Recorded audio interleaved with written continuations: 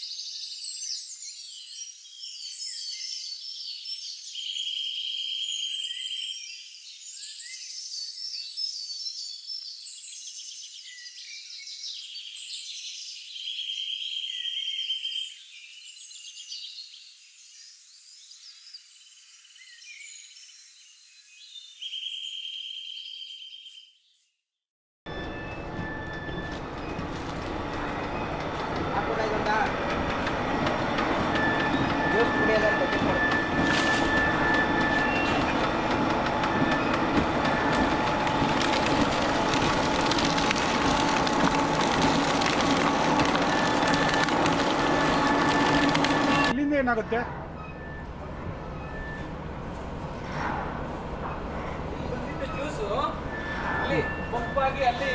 ಈ ಪಂಪಾಗಿ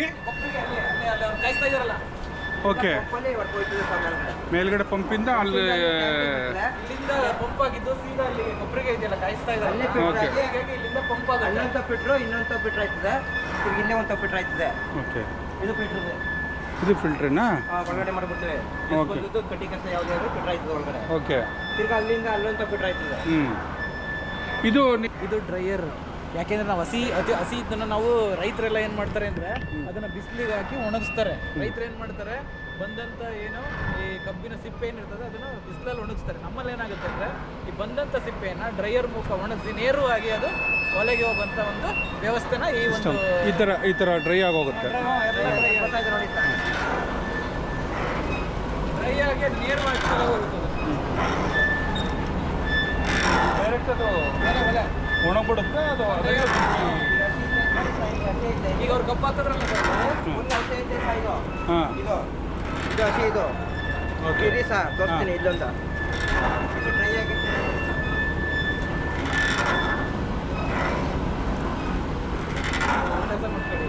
ಈ ಕಡೆಯಿಂದ ಬರೋಷ್ಟ್ರೊಳಗೆ ಈ ಕಡೆ ಬರೋಷ್ಟ್ರೊಳಗೆ ಈ ಥರ ಡ್ರೈ ಆಗಿರ್ತದೆ. ಫುಲ್ ಡ್ರೈ ಇದು. ಅದು ಹಸಿ ಇದೆ. ಇದು ಹಸಿ ಇದೆ ಸರ್. ಇದರಲ್ಲಿ ಒಲೆ ಉರಿಯಲ್ಲ. ಈಗ ಇದರಲ್ಲಿ ಇದನ್ನ ಹಾಕಿದ್ರೆ ಒಲೆ ಉರಿಯುತ್ತೆ.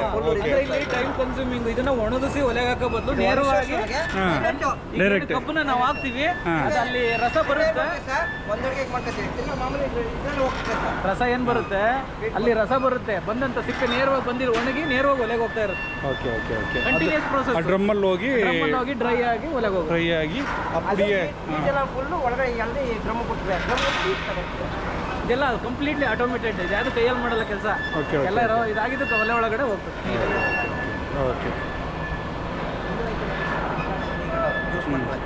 ಹೌದ್ರಾ? ಓಕೆ.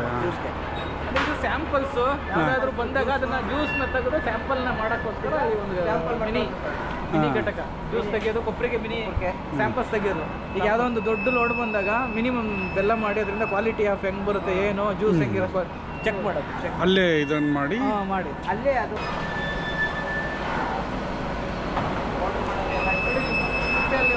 ಕಬ್ಬು ಅಲ್ಲಿ ಬರುತ್ತೆ ಮೇಲೆ ಸಿಪ್ಪೆ ಇಲ್ಲಿಗೆ ಹೋಗುತ್ತೆ. ಡ್ರೈಯರ್ಗೆ ಹೋಗುತ್ತೆ. ಇಲ್ಲಿ ಹಿಂಗೆ ಇದ್ರೊಳಗೆ ಡ್ರೈಯರ್ ಅಲ್ಲದ ಒಳಗಡೆ ಹೋಗಿ ಡ್ರೈ ಆಗೋಯ್ತು. ಹಾಗಾಗಿ ಆ ಕಡೆಯಿಂದ ಮಾಮೂಲಿ ಒಣಗಿದ್ದು ಹೋಗುತ್ತೆ. ನೋಡಿ ಅಲ್ಲಿ ಬರ್ತದೆ ಸರ್, ಇಲ್ಲಿ ನೋಡಿ ಹಾಂ. ಅಲ್ಲಿ ಬರ್ತದೆ ಅಲ್ಲಿ. Okay okay okay okay. ಅಲ್ಲಿಂದ ಡೈರೆಕ್ಟ್ ಒಲೆ ಹೋಗ್ತಾ ಇರುತ್ತೆ. Okay okay. ಇಲ್ಲಿ ಏನಿದು? ಇದು ಗಾಣನೆ ಸರ್, ಡಬಲ್ ಇದು. ಡಬಲ್ ಒಳಗಡೆ ಕಬ್ಬ ಕಟ್ಟ ಗಿಡ ಮಾಡ್ಕೋಬೋದು, ಇದು ಮಾಡ್ಬೋದು. ಆ ಕಡೆ ಈ ಕಡೆ 2 ಫೀಡ್ ಐತೆ ಸರ್. 2 ಫೀಡ್. ಓಕೆ.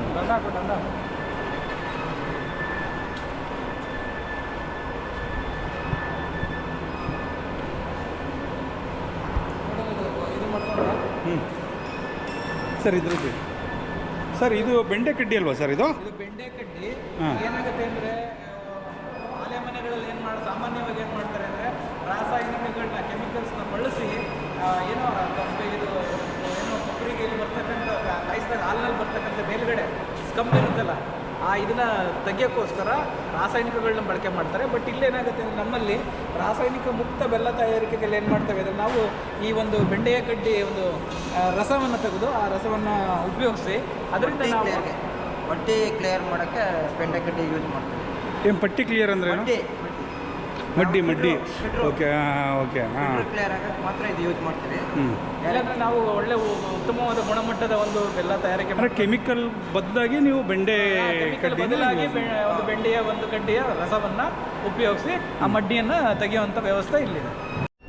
ಅಂದರೆ ಇದು ಒಂದೊಂದು ಬೆಲ್ಲ ಒಂದೊಂದು ಕೆ ಜಿ ಬರುತ್ತಾ? ಇದು ಅದು ಅರ್ಧ ಕೆ ಜಿನಾ? ಬ್ಲ್ಯಾಕ್ಸು. Okay okay. ಹಾಂ. ಸ್ಮಾಲ್ ಅಚ್ಚು ಬೆಲ್ಲ ಎಲ್ಲಿ ಆ ರೂಮಲ್ಲ? ಅಚ್ಚು ಬೆಲ್ಲ ಚಿಕ್ಕದು ಅಚ್ಚು ಬೆಲ್ಲ. ಓಕೆ. ಅರ್ಧ K G, 1/2 K G, 1 K ಜಿದು ಬ್ಲಾಕ್ಸ್. ಅಂದರೆ ಪೌಡ್ರ್ ಜಾಸ್ತಿ ಯೂಸ್ ಮಾಡ್ತಾರಲ್ವ ಸರ್ ಈಗ? ಪುಡಿ ಬೆಲ್ಲನೂ ಕೂಡ ಮಾಡ್ತಾರೆ. ಅದರೊಳಗೆ ನಮ್ಮಲ್ಲಿ ಲಿಕ್ವಿಡ್ ಜಾಗ್ರಿ ಅಂತ ಬರ್ತಾರೆ, ಓಕೆ. ದ್ರವ ರೂಪದ ಬೆಲ್ಲ, ಓಕೆ. ಅದು ಕೂಡ ತಯಾರಿಕೆ ಮಾಡ್ತಾರೆ. ಯಾರು ಪ್ರಿಫರೆನ್ಸ್, ಯಾರು ಕೆಲವರು ಅಚ್ಚು ಬೆಲ್ಲ ಬೇಕು ಅಂದರೆ ಅಚ್ಚು ಬೆಲ್ಲ ತೊಗೊಂಡು ಹೋಗ್ತಾರೆ. ಇಲ್ಲಲ್ಲ, ಅಲ್ಲಿ ಅಚ್ಚು ಬೆಲ್ಲ ಬೇಕು ಅಂದರೆ ಅಚ್ಚು ಬೆಲ್ಲ, ಪುಡಿ ಬೆಲ್ಲ ಬೇಕು ಅಂದರೆ ಪುಡಿ ಬೆಲ್ಲ, ದ್ರವ ರೂಪದ ಬೆಲ್ಲ, ಆ ರೀತಿ ಯಾವ ರೀತಿ ಬೆಲ್ಲ ಬೇಕೋ ಆ ರೀತಿ ಇದು ಯಾವ ರೀತಿ ಪ್ರಿಫರೆನ್ಸ್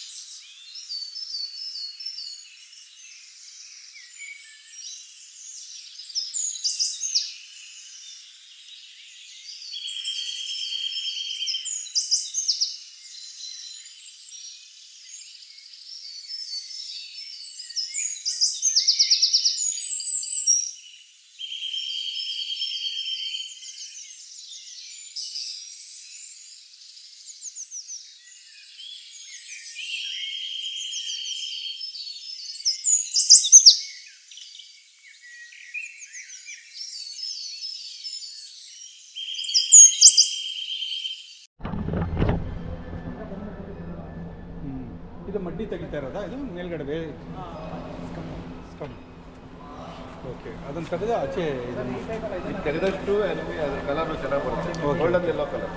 ಆಗಲೇ ಹೇಳಿದ್ರಲ್ಲ ನೀವು ಬ್ಲ್ಯಾಕ್ ಕಲರ್ ಬರೋ ಕೆಲವರು ಇದನ್ನು ಹಾಗೆ ಬಿಡ್ತಾರೆ.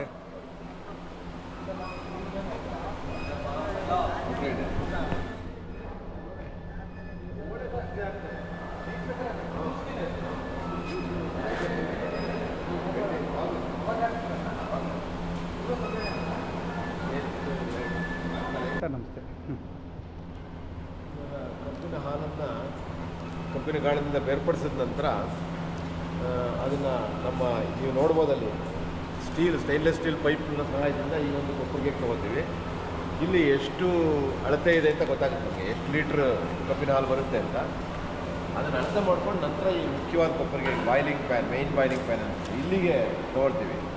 ಇಲ್ಲಿಗೆ ತೊಗೊಂಡ ನಂತರ ನಾವು ಫಸ್ಟು ನಾನು ಆವಾಗಲೇ ಹೇಳಿದಾಗೇ ಅದರ ಒಂದು ರಸಸಾರವನ್ನು ಹೊಂದಾಣಿಕೆ ಮಾಡ್ತೀವಿ. pH ಹೊಂದಾಣಿಕೆ ಮಾಡಿದ ಎಷ್ಟು ಸುಣ್ಣ ಹಾಕಬೇಕು ಅನ್ನೋದನ್ನು ಅದನ್ನು ನಾನು ಆವಾಗಲೇ ಎಕ್ಸ್ಪ್ಲೈನ್ ಮಾಡಿದಾಗ ಆ ರೀತಿ ಮಾಡಿ ಸುಣ್ಣ ಹಾಕ್ತೀವಿ. ಆಮೇಲೆ ಬೆಂಡಿ ಕಾಂಡದ ರಸ, ಬೆಂಡಿ ಕಾಯಲ್ಲ, ಬೆಂಡಿ ಕಾಂಡದ ರಸ, ಅದನ್ನು ಅಲ್ಲೇ ನಮ್ಮ ಕ್ರಷರಲ್ಲೇ ಅದನ್ನು ಲೋಳೆ ಮಾಡಿಕೊಂಡು ಆ ಲೋಳೆಯನ್ನು ಸುಮಾರು 800 ಗ್ರಾಮಿಂದ 1 kg 600 ಲೀಟ್ರ್ ಜ್ಯೂಸ್ಗೆ ಅದನ್ನು ಹಾಕ್ಕೊತೀವಿ ಕಾಯಿಸೋದಕ್ಕೆ ಮುಂಚೆ. ನಂತರ ಕಾಯಿಸೋಕ್ಕೆ ಪ್ರಾರಂಭ ಮಾಡ್ತೀವಿ. ಕಾಯಿಸೋಕ್ಕೇನು ಅಂತಂದರೆ ಅಲ್ಲಿ ನೀವು ನೋಡ್ಬೋದಲ್ಲಿ ಆ ಒಂದು ಸಿಪ್ಪೆಯನ್ನು, ಈ ಡ್ರೈಯರ್ ಇದೆ, ಬಗ್ಯಾಸ್ ಡ್ರೈಯರ್. ಸಾಮಾನ್ಯವಾಗಿ ಏನಾಗುತ್ತೆ, ಮಳೆಗಾಲದಲ್ಲಿ ಸಿಪ್ಪೆ ಒದ್ದೆ ಇರುತ್ತೆ. ಅಂದರೆ ಸುಮಾರು ನೀವು ಕಬ್ಬಿನ ಹಾಲನ್ನು ಎಕ್ಸ್ಟ್ರಾಕ್ಟ್ ಮಾಡಿದ ನಂತರ ಅದರಲ್ಲಿ 50% ತೇವಾಂಶ ಇರುತ್ತೆ. ಅದನ್ನು ಡೈರೆಕ್ಟಾಗಿ ಬಳಸ್ಲಿಕ್ಕೆ ಬರೋಲ್ಲ. ಅದನ್ನು ಈ ಡ್ರೈಯರ್ ಸಹಾಯದಿಂದ, ಅಂದರೆ ಕಬ್ಬಿನ ಸಿಪ್ಪೆ ಒಣಗಿಸುವ ಯಂತ್ರದ ಸಹಾಯದಿಂದ ಅದನ್ನು ಒಣಗಿಸಿ, ಆ ಒಣಗಿದಂತಹ ಸಿಪ್ಪೆ ಈ ಒಂದು ಇದಕ್ಕೆ ಒಲೆಗೆ ನೇರವಾಗಿ ಇರ್ತದೆ.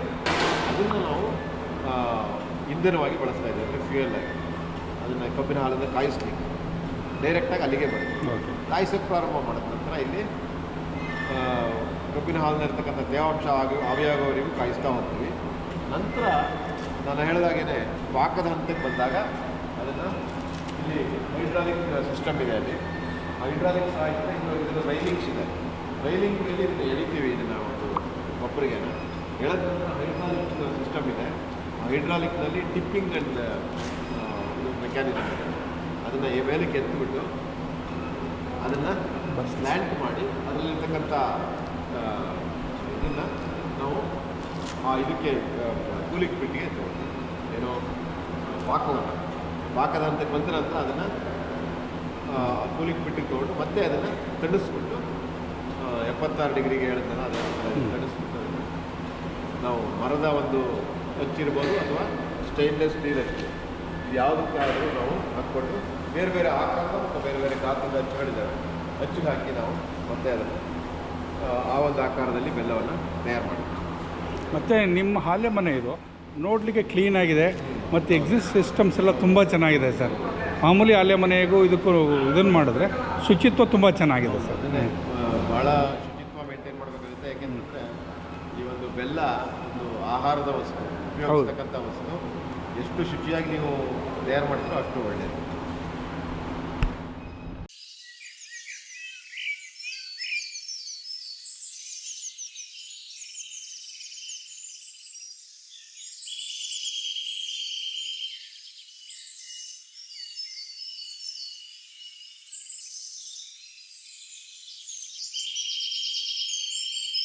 ಹಾಂ, ಆ ಥರ ಪಟಕಿಸಿ ಬಿದ್ದರೆ ಏನು ಸುಣ್ಣ ಏನು ಬೇಕಾಗಿಲ್ಲ.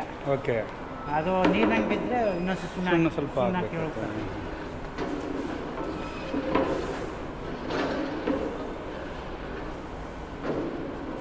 ಜೇನುತುಪ್ಪದ ಥರ ಇರಬೇಕು. ಜೇನುತುಪ್ಪದ ಥರ ಬರ್ತದೆ, ಆಮೇಲೆ ಇನ್ನೂ ಗಟ್ಟಿ ಬೆಳೆಸ್ಬೇಕು. ಇನ್ನೊಂದು 10 ನಿಮಿಷ ಬೇಕಾ? ಇನ್ನೊಂದು ಕಾಲು ಗಂಟೆ ಬೇಕು. ಕಾಲು ಗಂಟೆ. ನೀರಿನ ಅಂಶ ಇನ್ನೂ ಐತೆ. ಆ ನೀರಿನ ನಿಮಿಷ ಜಾಸ್ತಿ ಇದ್ದರೆ ಬೆಲ್ಲ ಹಚ್ಚಾಗಲ್ಲ ಅಲ್ಲ?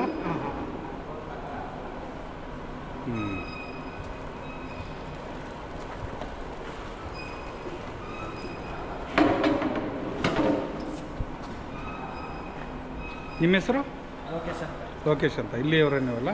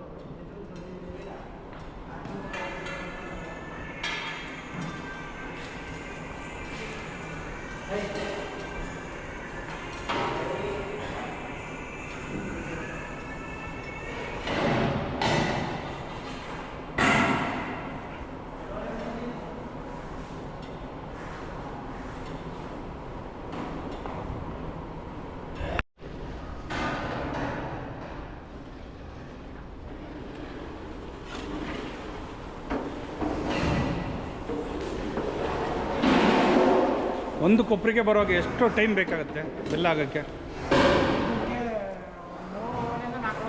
4 ಫಸ್ಟ್ನೇ ಅಡಿಗೆ, ಓಕೆ.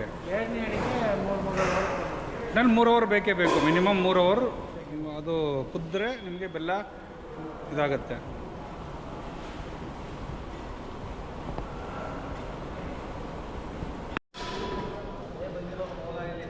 ಕ್ಲೀನ್ ಮಾಡಲಿಲ್ಲ ಅಂದರೆ ನಾಳೆ ಆ ಕೆಲಸ ಆಗಲ್ಲ. ಇಲ್ಲ ರಲ್ಲಿ ಏನೇನಿಂದ ಮಾಡ್ತಾವ್ರೆ ಕ್ಲೀನ್ ಮಾಡಬೇಕಾಗಿಲ್ಲ. ಹುಳಿ ಬಂದ್ಬಿಡ್ತು ಜ್ಯೂಸ್ ಇಲ್ಲ ಅಂದರೆ. ಓಕೆ.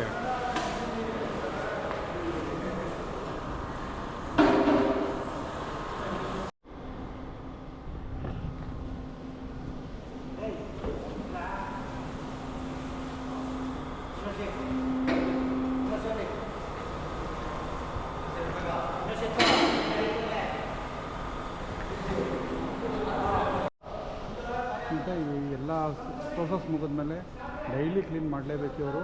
ನೋಡಿ ಕ್ಲೀನ್ ಮಾಡ್ತಾ ಇದ್ದಾರೆ.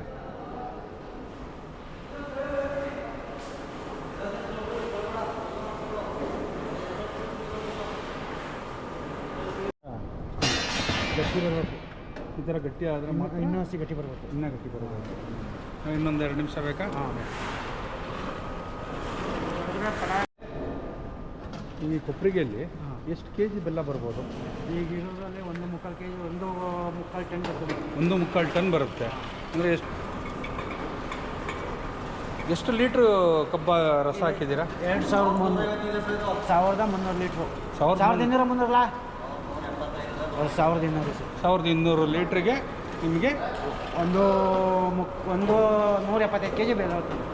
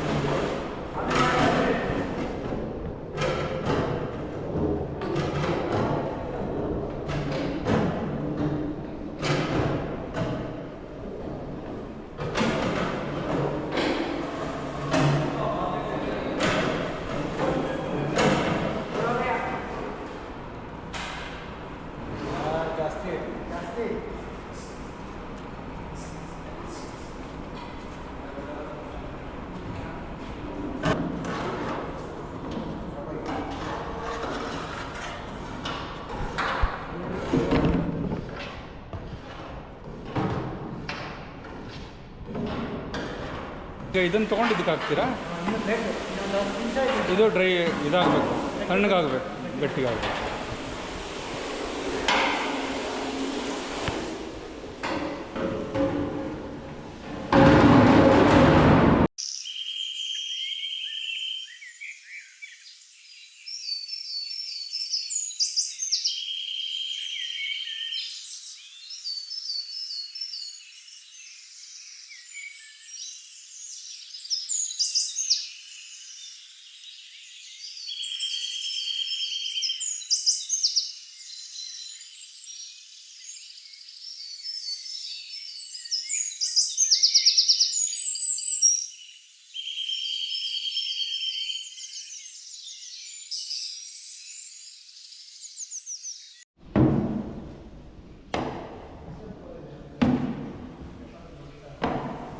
ಏನು ಒಳ್ಳೆ ಸ್ಮೆಲ್ ಇದೆ ನೋಡಿ ಬೆಲ್ಲದ್ದು. ಹಾಂ,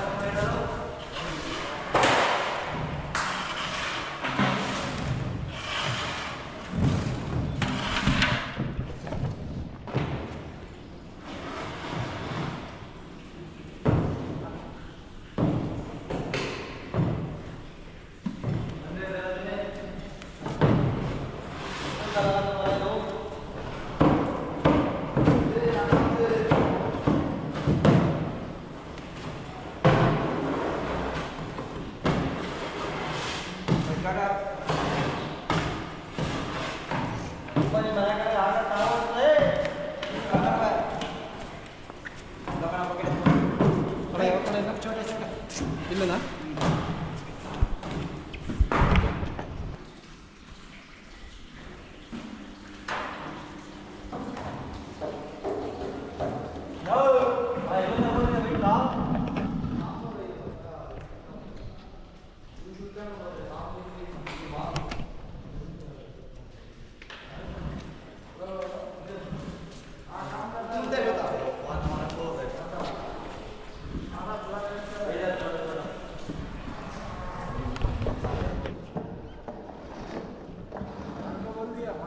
छोटा नहीं, बाजू वाला में रखो अंगेनो बाजी में हाँ रखो।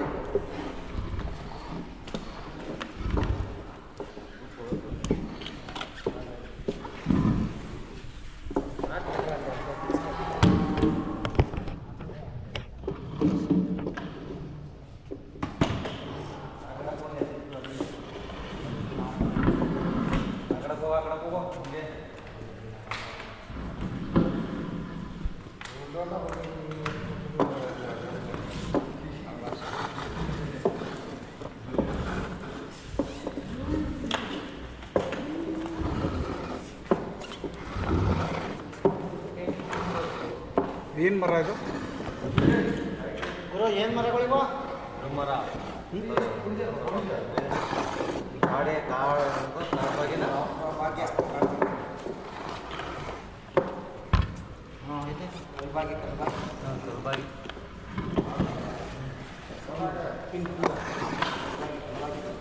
ಏಯ್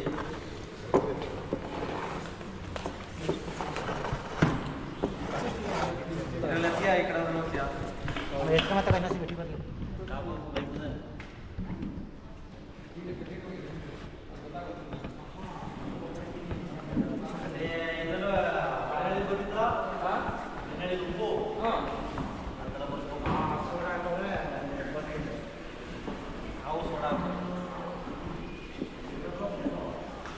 ಮೇಡಮ್ ನೋಡ್ಕೋಬೇಕು ಏನು ನೋಡ್ಕೊತಾರೆ ಸೋಡಾ ಹಾಕ್ತಾದ್ರ ಏನು ಏನು ನೋಡ್ಕೊತಾರಪ್ಪ ನಮ್ಮ ಮೇಡಮ್ 4 ವರ್ಷ ಬೇರೆ ಅಂದ್ರೆ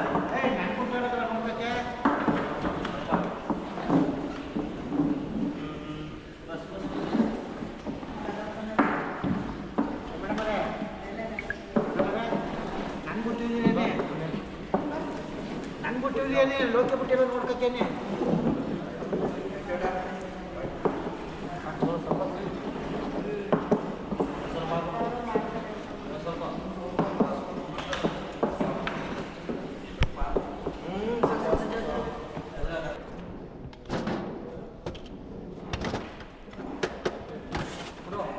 ಕಾಲು ಕೆ ಜಿ ಬೆಲ್ಲ ಇಲ್ಲಿ ಆನೆ ಚೋ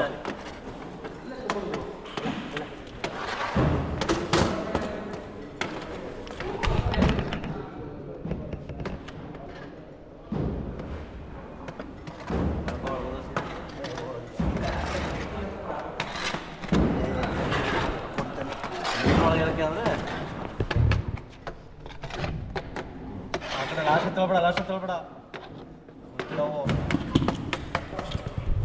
ಇದು ಕಾಲು ಕೆ ಜಿ ಅದು ಅರ್ಧ ಕೆ ಜಿನ ಕಾಲು ಕೆ ಜಿ ಅದು ಅರ್ಧ ಕೆ ಜಿ 1 ಕೆ ಜಿದು ಬರಲ್ಲ 1 ಕೆ ಜಿ ಅದು 1 ಕೆ ಜಿ ಒಂದು ಕೆ ಜಿ ಇದು ಕಾಲು ಕೆ ಜಿ ಅದು ಅರ್ಧ ಕೆ ಜಿ ಓಕೆ ಓಕೆ ಇಲ್ಲಿ ಕೈ ನೋಡ್ಕೊಂಡು ಅಂತಿದ್ದೆ.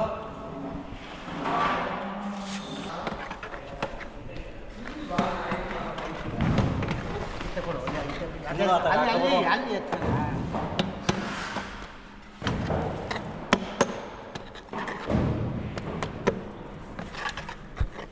ಎತ್ತಾಕದ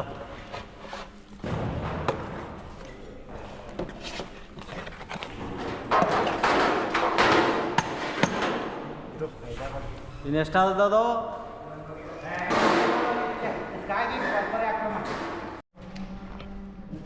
ಬೆಲ್ಲನ ಚಿಕ್ಕ 1 ಕೆ ಜಿ ಬೇಕಿತ್ತು 1 ಕೆ ಜಿ ಬೇಕಿತ್ತು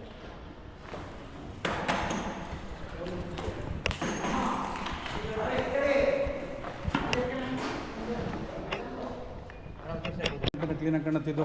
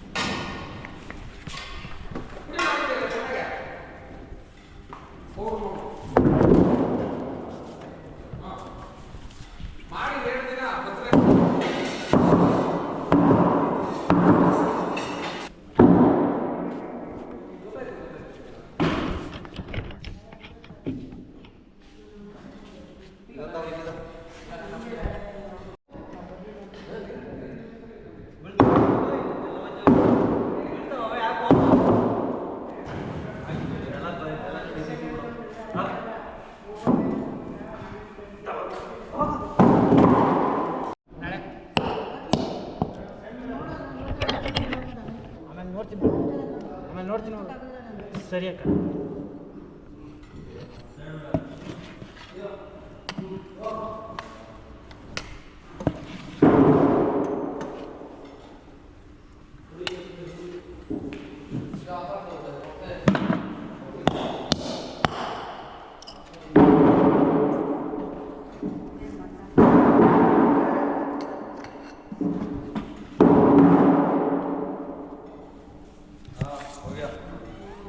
ಆಮೇಲೆ ಆಮೇಲೆ ಮೂರು ಇಲ್ಲೇ ಒಂದ್ರ ಮೇಲೆ ಒಂದು ಹಾಕ್ಬಿಡುವ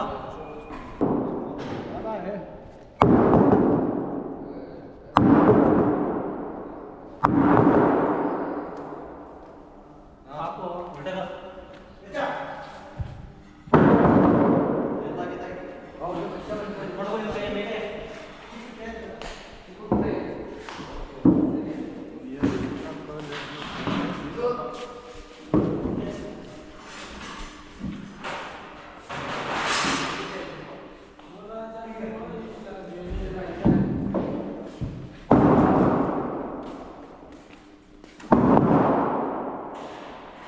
ಬೆಲ್ಲ ಇರ್ಬೇಕು ನೋಡು ಅಡಿಲ್ಲ ಅಡಿ ಬೆಲ್ಲ ಇರ್ಬೇಕು ಹಾಕೋ ಬಡಿ ಎತ್ತಿ